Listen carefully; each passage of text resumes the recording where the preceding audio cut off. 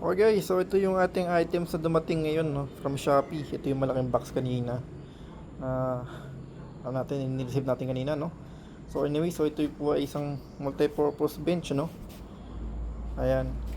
Ang brand po niya is M, Miking, ano, Miking. Okay, so okay naman packaging niya, wala akong masabi, goods naman. Madali siyang assemble. Ito malambot to. Ito hindi siya pure leather, ano, so be careful lang din ano pag kayo maglagay kayo ng towel dyan. Tapos mukhang makapal naman din yung tubo niya. Okay, and then yung finishing lang niya magaspang, pero I think ano to, hindi naman talaga siya masyado maganda coated niya, parang madali siyang mabakbak, pero yun nga, punas-punasan nyo lang para just in case. And then napuna ko lang, hindi siya pantay. Ayun, umuga siya.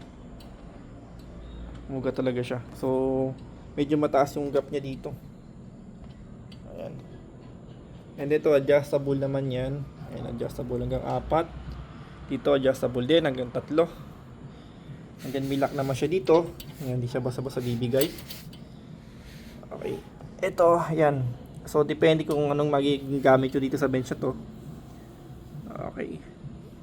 Thank you for watching po, no?